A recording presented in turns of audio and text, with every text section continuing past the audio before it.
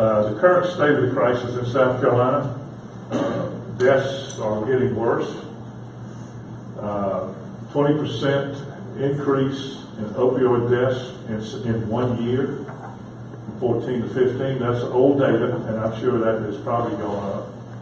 Georgetown is, per capita, has got an alarming number of deaths. 20, is that 7 or 2? 27. And Berkeley, for example, has got 24. Charleston's got 63. So you think about it. Georgetown's got a real problem. Back in the day when we grew up, pain pills were not something you ever heard of. You took something, whatever the doctor gave you at the hospital, and you treated you. Maybe you got surgery or something, you take a pill or two. But today it's become rampant. You can hardly drive down an interstate highway in South Carolina and not see an advertisement for a pain center or a pain clinic.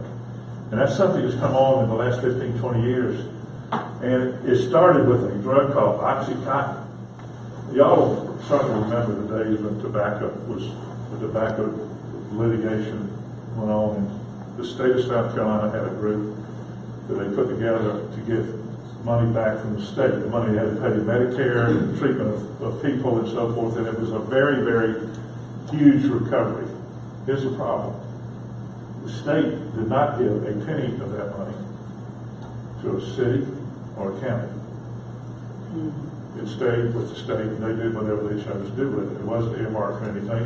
I don't know if there's any idea about what happened to that money. So I was approached with the South Carolina Association of Counties to make a presentation because I was doing this, and the counties were very aware that they got nothing from the tobacco litigation, even though they're on the front line of their health care for their citizens. So what has come about nationally is counties and cities of any significance have decided to do their own thing, to bring their own case based on your own numbers and based on the cost that you have to bear. The causes are pretty easy. What happened is the opioid companies decided they would go out and create a market for these pills, and the pills got worse and worse and worse.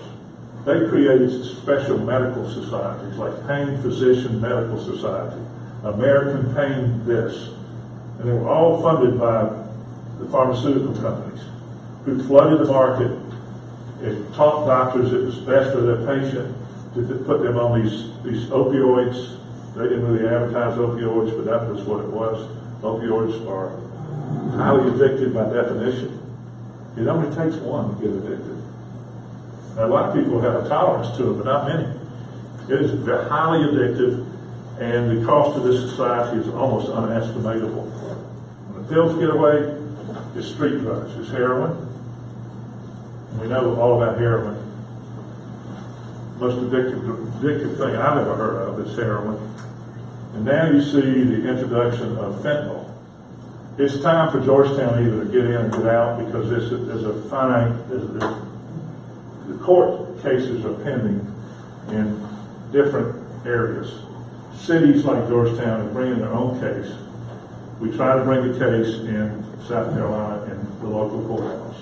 And the way you do that is you find a distributor or somebody who works for a distributor or a doctor or a nurse or some other dealer, a physician who's been over-prescribing it, and you make them a party.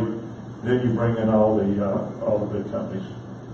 And y'all don't need me to tell you that having a case in your own community, when you pick a jury from your own community and county, is a lot more powerful to a corporate defendant.